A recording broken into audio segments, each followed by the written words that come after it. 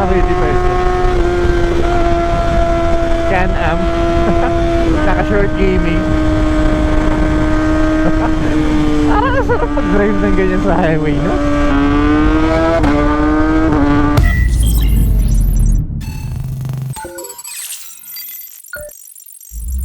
Mga Itipies, may importante akong balita sa inyo. Hindi tayo late. Andito tayo sa Mount Plaza, as always. Mag-ride tayo, papunta dun sa south, wala na may ibang choice. Ganito ang ganap dito kapag linggo. Napakadaming motor, iba-iba. May mga naked, may mga sports, syempre. Cruiser, adventure, ayan, no? Dami na dun. Well, actually, marami lang tayo kasabay, pero ilan lang tayo mag-ride. And for today, sasabihin ko sa inyo ang mga dahilan kung bakit masaya gamitin ang mga ganitong klase motor. For today's ride, gagamitin natin itong motor na to. Si Eluwa! First ride pala to ngayon, 2024. Ganito ang itsura niya ngayon. Ganun pa rin naman. Hindi ko alam ba't ko pinapakita kasi alam nyo na to eh. Pero anyway, baka lang nakakalimutan nyo na siya. Naka-engine cover na tayo na GV Racing. Tsaka Evotech sliders. All from Garage Point, Manila at SC Project Sauce.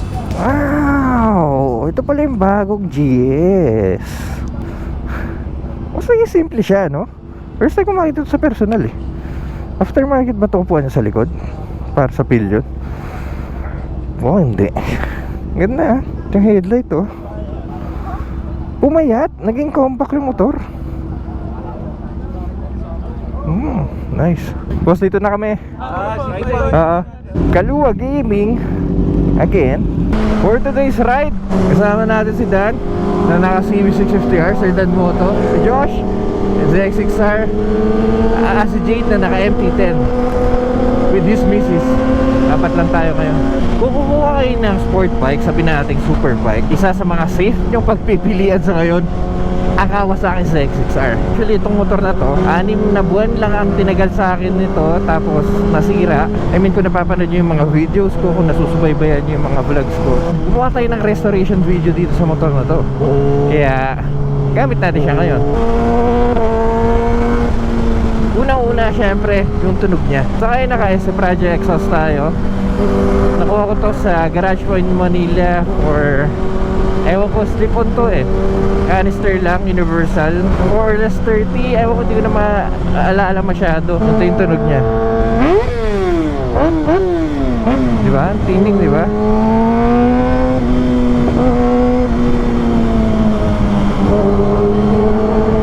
Itong mga ganitong klaseng motor, itong ZX6R, screamer to. Kahit mabagal lang yung takbo mo, ang tining na ng tunog niya.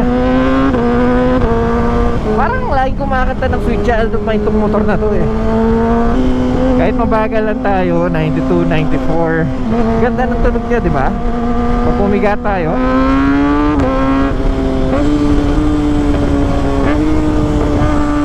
di ba? Masarap pakinggan eh. Sa totoo lang, mas gusto ko yung tunog nito kaysa sa ZX10R ko. Mas pino, mas relaxing sa tenga. Pangalawang reason yung performance niya. 127 horsepower na may bigay kahit low RPM.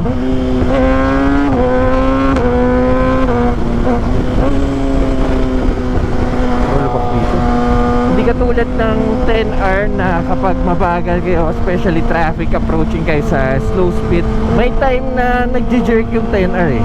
Kahit i-remap mo, may tendency pa rin na magaganon siya. Eto, walang remap. Oh, nadala ko ng hangin. Bumalik na yung fuel consumption ko. 16 kpl na siya. Dati pag nakatakbo ako, 12 lang to eh. Yung ganitong klaseng performance, yung ganitong klaseng makina, ito ang tamang motor para dito sa lugar natin. Tulad nga ng sabi ko sa inyo dati, hindi nyo magagamit yung full potential ng mga litro eh. For example, sa X10, gagamit ko lang yung full potential nun sa Clark eh. Well, hindi pa nga eh. Bitin pa yung straight sa Clark eh. Bago pa ako mag 6 gear, kailangan mo nang lumigo eh. At least dito, bit too high ang rev ratio to by the way, pero may bigay pa rin siya yung low RPM. Kaya para sa akin, hindi niya na kailangan ng 200 horsepower. Ito ang safe choice para sa akin. Pero sa totoo lang, kapag gamit ko to, may time na nabibitin ako dahil matagal-tagal ko naging main bike ang ZX10R. At hanggang ngayon main bike ko yun actually. So kapag gamit ko to, may mga instances na nabibitin ako. Nakukulangan ako sa configuration, sa setup, sa ergonomics. Well, masubsub to. Itong gantong klaseng ergonomics, 835mm seat height, mababang clip-ons, super sport riding position ang itsura nyo dito. Masubsub pa nga to kaya sa 10R eh. Mas sumasakit katawan ko pag gamit ko to eh. 10R kaya mo pang mag-relax eh, mag-stretching kapag traffic, pag low speed. Dito hindi. Ganito lang kaya mong gawin eh oh. Kapag nag-upright ka, ibabalik ka rin niya eh, kasi yung upuan natin naka-incline. Yun nga lang, hindi siya backride friendly. Pupunitin din ito katawan ng mga backride nyo.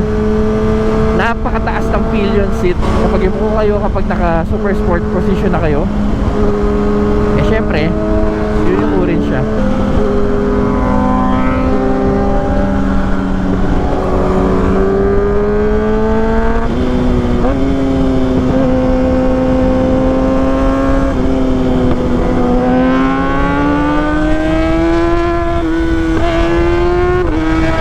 Dahil medyo extreme siya, may ang wheelbase, okay gamitin to when comes to track. Mas maganda pa gamitin to sa track kaysa sa X10R, kasi sa X10R ramdam mo yung bigat sa mga corners eh. Well, eto madali siyang ilin, agile siya, stable siya in corners.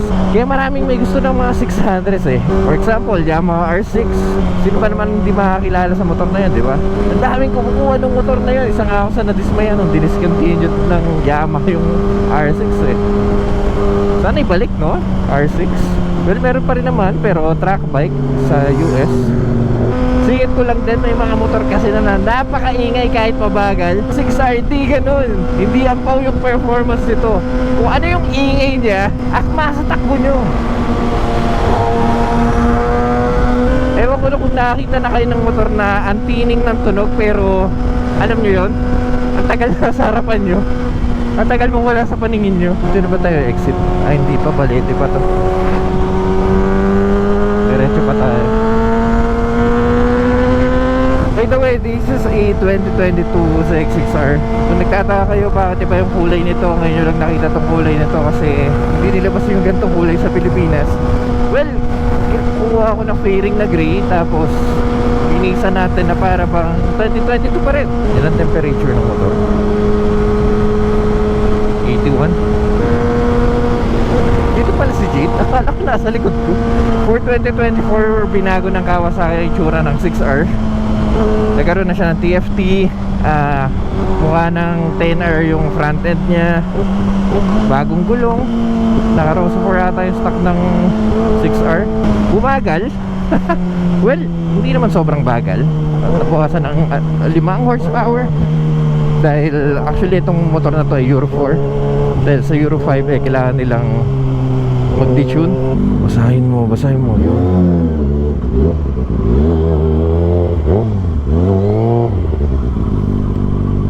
Hintayin natin sila dito. Mas gusto ko yung ganitong dash eh. Well, hindi dahil ganito ang motor ko sa ngayon ha. Gusto ko kasi sa sport yung nakikita mo yung pitik ng tachometer mo eh. Tara, kaliwa tayo dito. Ano ba ito? Traffic light ba to? Ito ang sinasabi ko. Ganitong speed, unang piga mo at least 2000 RPM. Sa 10R nagje-jerk to eh. Pero dito sa 6R ang smooth ng acceleration niya. Wala tayong waste. Kung magtatanong kung saan tayo pupunta, nadala ko na kayo doon actually.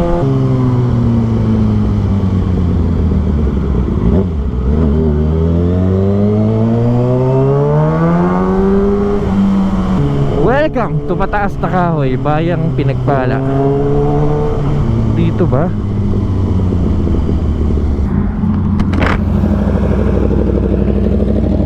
Saan nga ba to? Diretso pa. Ingay ni Jade.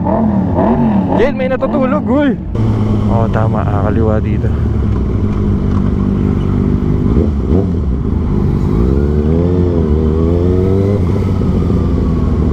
Daming garage ngayon din ko.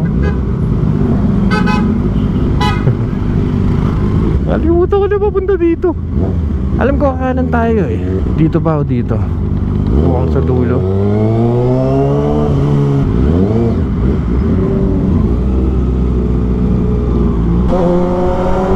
Oo, tama to. Naalala ko na tong paliko na to. Tapos sa dulo nito dapat may arko. Doon tayo kakaliwa. Saan na iba natin kasama? May kasama pala tayo. Sorry na. Sa dami nang nag-ride ngayong araw, meron kaya tayong kasabay sa pupuntahan natin. Top ba to? Arko, kaliwa.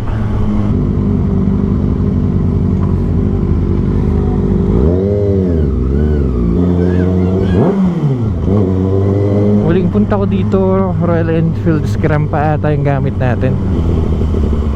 Oo, natatandaan ko to. Ito yung lugar na super sport na, naka super sport pa.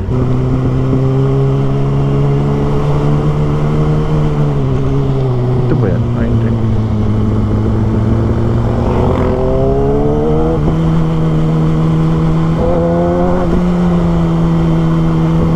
Yeah, wala na naman tayo kasama.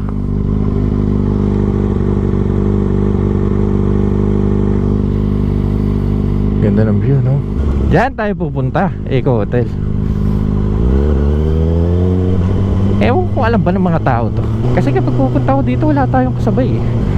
Ito. May kasabay tayo. Oh.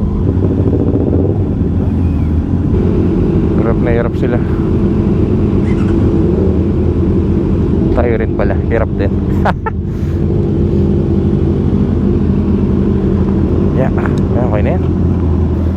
Yeah. Ito na lang, Josh. Dito na. Uy, pwede pala yun. Ganun katahimik. Pangalan ng lugar na to ay Bahay Balok-Balok. O nga pala. Wala sa video ko to dati. Bagong logo ba to, boss? Kaya. Ilang kilo to? May 200 ba to? Wala. May mga motor tayong naispatan dito. Meron ditong Triumph Speedwin. Ang ganda pala nito, no? GS. Ito yung sport touring ng Suzuki, the GSX-S 1000 GT. Ito yung mukhang pating eh. Tignan nyo yung unahan. Ang haba niya rin. Then meron ditong Honda 500X. Isa to sa mga magandang beginner adventure bike ngayon. Tsaka mababa yung seat height nito eh. Isang Kawasaki Z650 RS. Nice.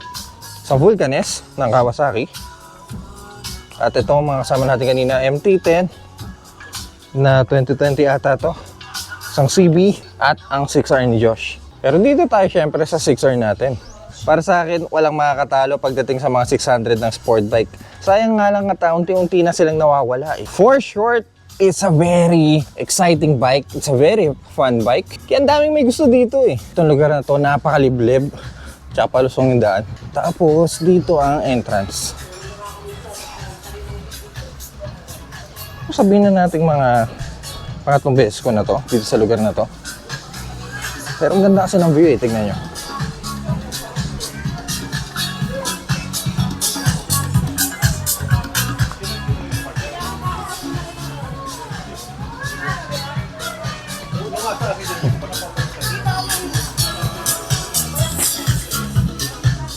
Diba? May overlooking pa tayo dito. Imagine nyo, kain kayo dito. Kasi ganito ang view nyo. Yan yung Taal. Ito yung Makulot. Tatakpan ng puno eh, pero ito, Mount Makulot. Tanongin natin si Joe Moto. Sa kanya yung green kanina sa labas. Bro, bakit para sa'yo maganda ang CX-6R kung mag-sport bike sila? Maganda talaga siya dito sa Pilipinas kasi yung natin, yung road condition natin. Isang factor din yun eh. Tapos kung hindi ka naman, kung kasama mo is mga nasa 1,000 or 400, nasa middleweight ka lang naman. Pwede siyang humabol, mga ganun. Ano, magawa 1,000 ka? Hindi. Galing ng 1,000, di ba? Nga pala, no? Sa 600. So, anong feeling nang galing sa 1,000, bababa ka 600? Hindi ka ba nabibitin? Hindi naman, kasi kung 1,000 kasi hindi mo masyadong masasagad eh. Typical rider ka lang na may mga group ride, gano'n. Okay lang 600. Kayang sumabay.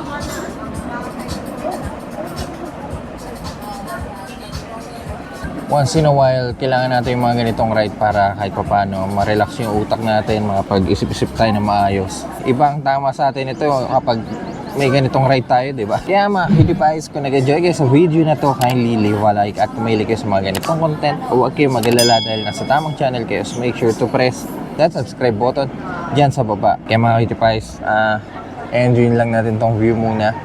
At see you sa next content.